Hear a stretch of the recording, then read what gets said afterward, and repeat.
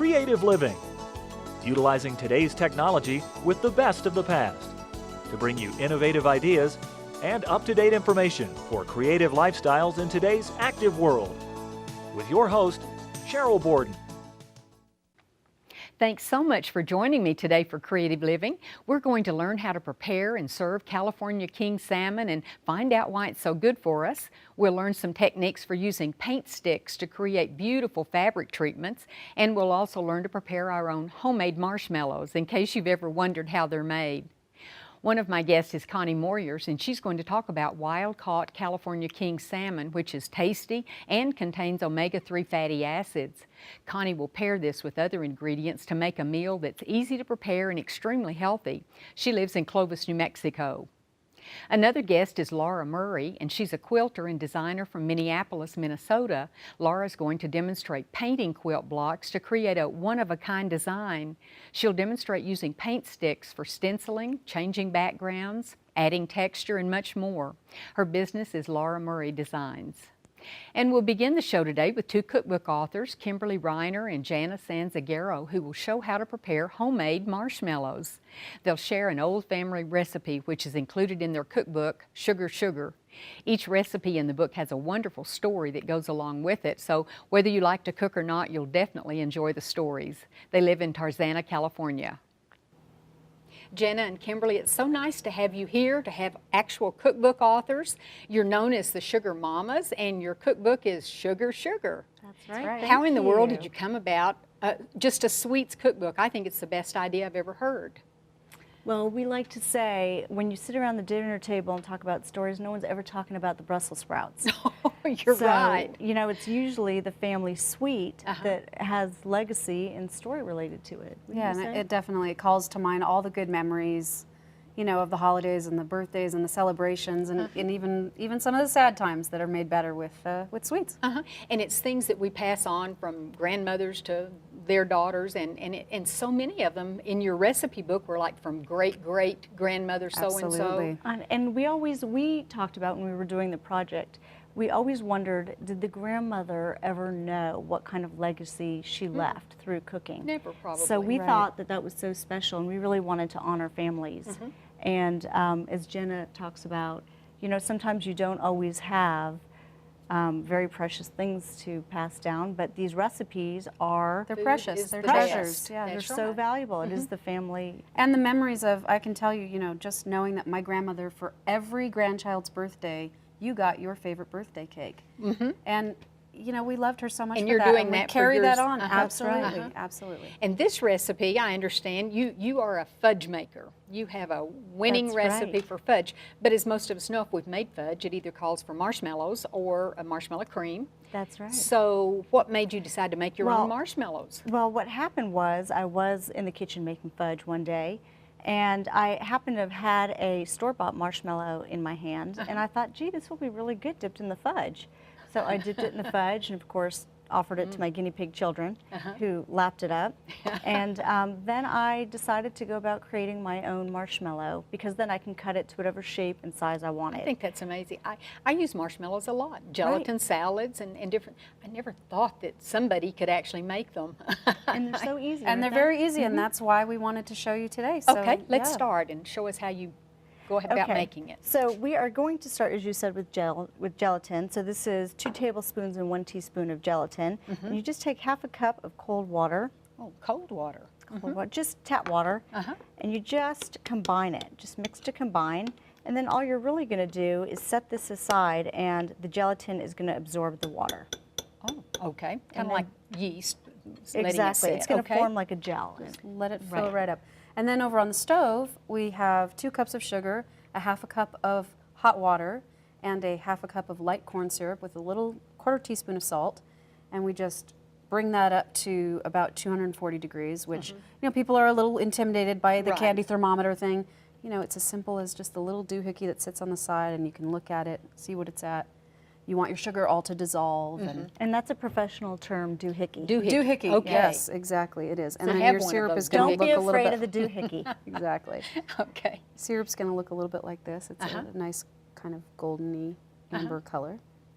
And then once we get that up to the temperature that we want, we add our gelatin in. We take this thermometer Oh, it did right off. absorb, my word. I know, isn't that fast? Yeah, it's solid. Yes. So you just pour the gelatin right in there. And when you put it in here, what happens is it just melts right in. Here, you go ahead. Thank you. I think that may be what gives it that creamy. And it gives it its firm. Yeah, It's it firmness. kind of holds it all together. It's the difference between the marshmallow cream and the solid marshmallow. Really? So then you take your syrup and gelatin, and what we've got in here is 2 egg whites, which we've whipped up to stiff peaks. And Like then you're meringue. exactly, and then you're going to put it on a low speed and pour your syrup. We like to kind of pour it down the side, and it just gets all right in there. And then we add a little vanilla, half a teaspoon of vanilla in there. Very simple, and then it all kind of gets together. And then what you're going to do, although we're not going to do it today, is pop it on up to high and walk away from it. Like you would normally make meringue. Absolutely. I mean, you would put it on high. And for 10 minutes, you're going to leave it on high, and at the end of the day, Kimberly This can show you is what it. it's going to look This like. is Yeah. right. And look at that color. Isn't that perfect It is, marshmallow? it's White, perfect. snow white color.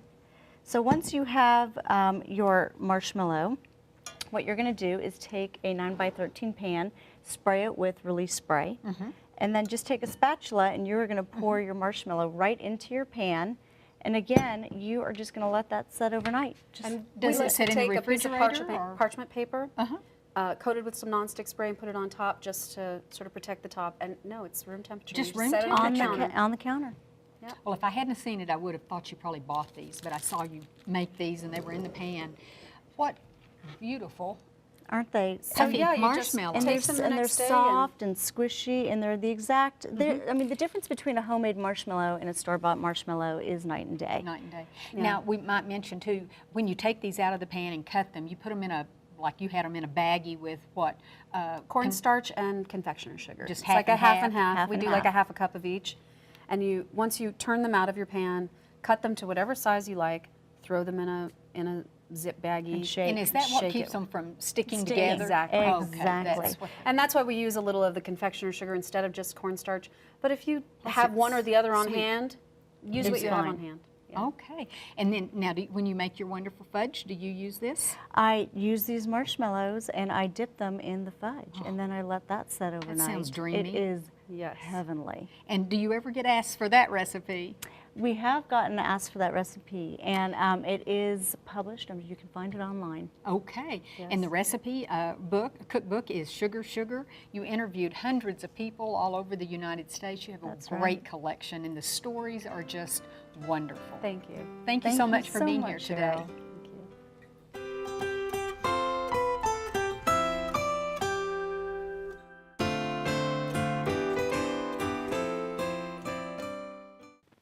Laura, thank you so much for being with us today. And after looking at your website, I thought this is right up my alley. I've always enjoyed coloring. And I love bright colors. I just love to color. I love to color with my grandkids. So this is sort of like that. But how did you get into using the paint sticks to create such beautiful quilt patterns? Well, I have a long history of doing needlework, various forms of needlework. And then I discovered quilt making, and I found out I could choose my own fabric. And then I progressed to, oh, I could change my fabric. I could make it anything that I wanted it to be, which is called surface design. So if you can dye it, paint it, foil it, stamp on it, if you can enhance cloth in some way, that makes me very happy. Well, and I've seen lots of your samples. You've done an excellent job of it, so I'm anxious to learn how. Let's go ahead and show this beautiful wall hanging piece. And what did this start out as? Well, it started out as a piece of hand-painted silk that was pretty much what you see right in here. And all the other separate pieces you see were white silk. White I made, silk, and well, you've I made, painted I everything made else. templates, and I have used paint sticks and a brush to alter it. I can't wait to see how we do this. And we'll start, this is actually what you're going to work on in just a minute, a piece of fabric similar This to is this that one. what you're showing is a very, it's a nice purchase batik. It's a little block. And this, we'll talk about how we can take it from its original form to using paint sticks and a brush to stencil and shade and add texture. And so the background was done too. That's what I The just now background- noticed. That's right. And here's another sample of the same technique. And what paint sticks allow you to do using I'm going to use two different brushes here. So we do need good brushes. Oh, we need good brushes. We need paint sticks. These are a selection of iridescent paint sticks. Actually, there's 21 colors to choose Wow. from. Those are beautiful colors right And there. I love them because they have this iridescent sheen to them. It's not so much bling as a glow. A glow. A very rich effect, and I like, as you do, strong, rich colors. I do. Not big on pastels for me. So here's how it happens. I'm going to first show you how to stencil, and this is the easiest form of stenciling you will ever do because it involves no skill, no practice, and like takes that. no time at all. And I'm using a brush that is made specifically to work with paint sticks. Oh. See how short it is compared to a standard stencil brush? Sort of a stipling type Yeah, brush. it's lots of bristles, short, and you can go fast. And I'm all for going fast. This one I'll use in a little bit for shading, where I get a more subtle effect. But the way you do this is called loading the brush. You basically slam some paint on here. Slam some paint on Slam some paint on there. And then there are things about paint sticks that are exactly the opposite of what you might think. In traditional stenciling, what you do is poncing. I could be pounding away here for a long time to no avail. Oh. The way this works is I am grinding it in. Oh. This, think of it like, and I'm just going to do one little portion because we can see the finished, we saw the finished one. If I want to do some shading, I do dedicate a brush to each color, otherwise I will get mud. But this is not a dainty, gentle thing. I'm basically grinding color in here. Think of it like, a really dirty plate in your Wow. sink that you're scrubbing. And voila. And it's so fast that way. The stipling or it's the up very and down fast. is slow. There is no danger of anything leaking under the edges, which of course is one of the big problems with stenciling with a liquid. Do you have to heat set this then later? Or how do you- If you want to wash it, you would heat set it. And with this is oil paint in stick form. It's Oil paint. It's oil paint in stick form. So what you want to do is let it dry thoroughly for 3 days, and I just throw mine in a hot dryer for half an hour, and it's good to go. Oh, okay. Or just leave it alone for 2 months, and nature will do that. And But go back. I could start working with this right away. It's not To going make to a fall quilt off or block. flake off or anything like that. Oh. Now, something else I can do with a soft brush is called shading. Think of it a lot like putting on eyeshadow. Oh. I'm going to put And it you're using a the longer exactly. bristle brush. Exactly. Put a little bit of paint, and then I'm going to go to kind of my tester here, and I'm just going to make sure that I'm not going to I want to put it on very lightly. Oh. So I'll go back to my little sample here and see how easy it is to add color, very subtle color, and create a background for my little butterfly, as I did over here. This is a great solution for that not quite right fabric. It's close, but it's not quite right. In fact, this almost looked like just a plain muslin. And I thought, well, I guess you could use that Well- because it certainly won't look plain when you get through. Now, so I've stenciled, I have just brushed some color on. I could take a different brush and add more colors as well.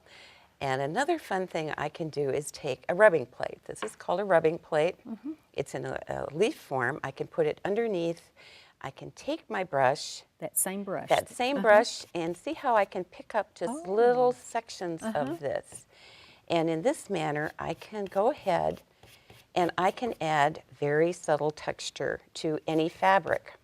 And you're not having to Nope, distribute I'm not laying the down much paint here. paint stick. It's amazing. I am not laying down much paint here. And for all you machine embroiderers out there, this is a great technique that can build a more dimensional background to the work that you're doing. Oh. Because a lot of machine embroidery is done on a solid fabric. And this is a way to build a background so it's not so flat. You can make it more interesting. I see, and it certainly is exemplified in this. But I wanted, since we've got just a few minutes, let's go ahead and show some other things. This beautiful scarf. And was that's done much like this? This was done pretty much as you saw me do here. I used, put it underneath. I used my turquoise, you can see the turquoise Yeah. color there. Where you see some purple, I used a purple color. And then I put this underneath, and I did this, it's adding texture using your brush. It's a brush rubbing. And that's how you could take a plain white scarf. Oh, and this was plain white when you It started. was plain white, stark Wow. white when I started. And this, I love this technique. This is called torn edge. The torn edge, yeah. The torn edge basically is a great way to create the effect on landscape quilts, or I can kind of see this as an inset in a garment, for example. All I did is take a piece of paper and tore it. That's it. That's the torn edge. That's your tool. And the reason you want the torn edge as opposed to cutting it is it gives you a very soft edge. A More of cut a edge is feathered look. Exactly. And I would then take I'd go back to my, because I want a soft look here. I just run right over the top. And I'll just do a little section here because you can see I've been working on this one for a while. But see the line I just made in there? And I could keep, it's very soft. it's very soft. I could move this around. I could add more colors, as you've seen here. I was kind of going for this Sedona look, I think, on this one. Is this the same technique? It is the same technique. The only difference is I tore my paper differently. I was trying to get the effect of rocks. Oh, I see. Yeah. So That's really gives us, beautiful. you know, different, you just change colors and keep moving your shapes around, and you get this very natural effect. This would be good if you were doing waves. I was going to say water, Yes, tides. you would. You would. This little This one. is black fabrics. Yes, this is black fabric. One of the nice things about paint sticks is that you can use it on light to dark values. So this started out, this is my little hummingbird stencil. I am a stencil designer, which is also what the butterfly was. I did that same, a little bit of torn edge, a little texturizing to change that solid black background. Do you start though with the object and then do the background? Yes, So that's kind of interesting I too. do start with the object, and then I think of it as these are my little drama queens, and I'm building, I'm giving it a supporting cast because I like the effect of dimension in my work, which you get by having lights, mediums, and darks. Well, this looks like not only fun, but such a wonderful way to create beautiful designs. And if we could go back to the first one we started with, the way this was done, I want to point out right down here in this corner, what I needed, because my original fabric that I fused all these pieces to after I did the shading was I wanted to get more darks to lights to mediums. I took my brush and I went right over the top like this. You're not going to see it with this because the turquoise is too light, but this whole section in here is done just by using a brush. So you can use this even on a finished piece of work if you look at it and say, that wasn't quite what I wanted. I wanted this a little more. Well, this is wonderful. Thank you so much, Laura, for showing us how to do this technique. Well, you're very welcome.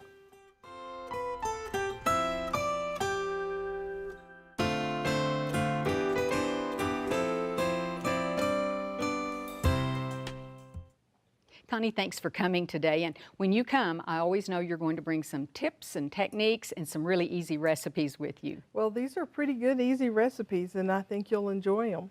Well, and I think what I've always liked about your cookbooks and pamphlets and things, there's usually not a whole lot of ingredients. And some of us have that number, like if it's more than 6 ingredients, we won't make it. And sometimes it's just a matter of using what you have on hand, but using it in a different way. That's true. That's true. We're going to first start talking about these rolls over here. I've chosen some Rhodes frozen rolls. And, you know, we buy stuff like that, and they're such a convenience. They're so nice to be able to do, and we don't have to knead and mix and do all that. But we forget we can do a lot of other things with them. You mean besides make rolls? Besides make rolls. Okay.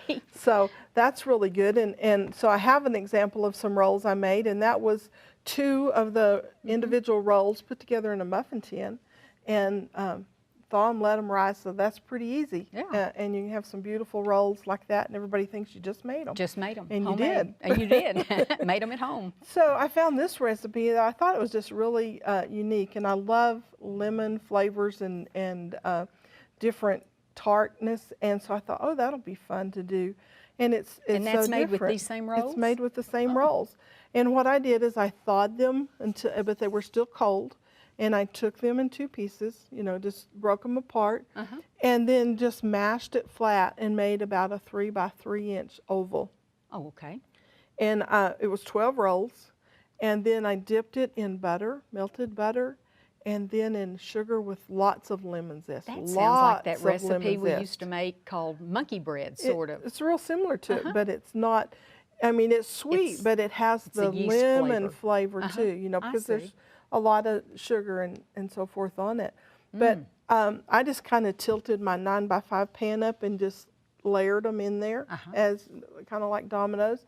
Let them double in size, rise, baked it for about 25 minutes, and that was real simple. And I understand you can also put these in your refrigerator like the day before and let them rise there, and that even Or cuts down just time. let them thaw, you know. just let 'em thaw. And then, and I have like the monkey bread, or we call it pheasant hunter's bread at our house.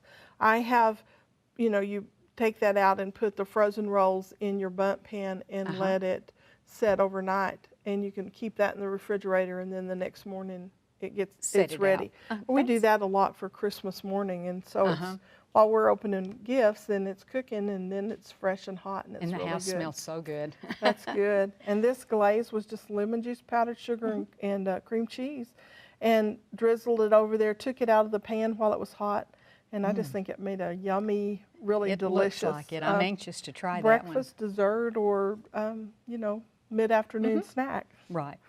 So the other thing that we're going to fix is we have some salmon, and this was the California wild-caught salmon, the king salmon. And what I did is I just cooked it on my broiler pan at 400 degrees. It was a big, thick piece, and actually I cooked several, so I would have some leftovers.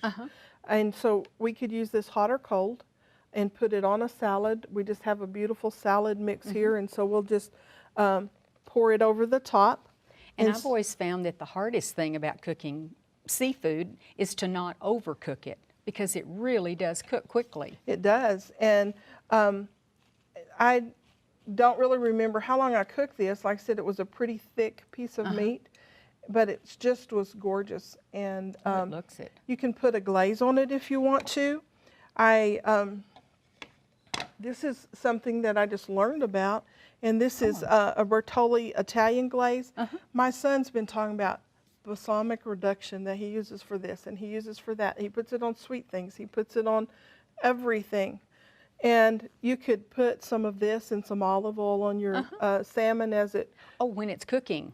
cooks, or, you know, before it, and it would work great. And so I've never that's seen that either. a really new addition that we could use for things. I'm going to put some pretty tomatoes on there and some mushrooms, Just whatever you have just whatever you handy. have, and then we can add these bell pepper strips. And don't you love to use all 3 colors? Oh, I do.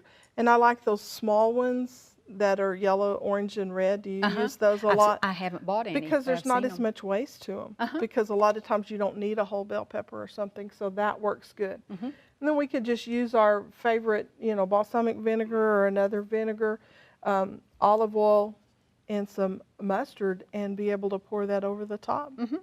Boy, Or that is just a quick whisk it recipe. together and drizzle it on there. And with the salad mixes now, that just cuts down so much time, and you have so does. little waste. So if you had a luncheon or friends over, wouldn't that be a quick, easy way to do it? Have that, have this for your dessert, have a beverage, you're through. That's right. Well, that's great, Connie. I knew I wouldn't be disappointed. Thank you for bringing these recipes to our attention. Thank you. I hope you enjoyed the show today. Next time on Creative Living, we'll learn how to prepare crepes, and we'll show how kitchens have changed and evolved since 1920 to the present time.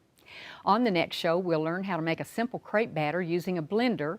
My guest, who is a chef, will prepare both a sweet and a savory filling for the crepes. We'll also meet a kitchen and bath designer who will discuss how kitchens have changed since 1920 when they were first designed for efficiency, and now we realize the need for beauty too. You'll enjoy seeing her pictures, and you'll probably recognize some of the items from your mother's or grandmother's homes. Both of these topics will be featured on the next Creative Living show. If you ever have comments or suggestions or ideas for shows, you can email me at cheryl.borden@enmu.edu. I'd also like to ask you to become a fan of Creative Living on Facebook. Just go to facebook.com and in the search window type in Creative Living with Sheryl Borden. I hope you'll plan to join me next time for Creative Living.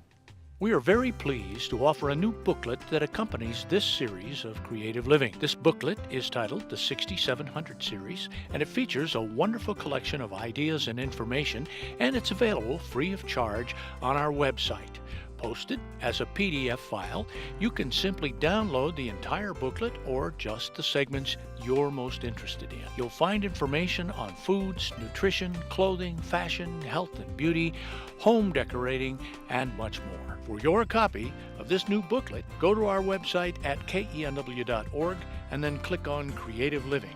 Scroll down to the booklet section and you can click on this booklet or on any of the other booklets we have available online. Just go to kenw.org, click on Creative Living, and download the booklet titled the 6700 Series. We also invite you to sign up for our free e-newsletter. Just go to kenw.org and click on the Sign Up Now button and input your email address. That's all there is to it. You'll enjoy reading an up-to-date newsletter filled with interesting topics and information. Thank you.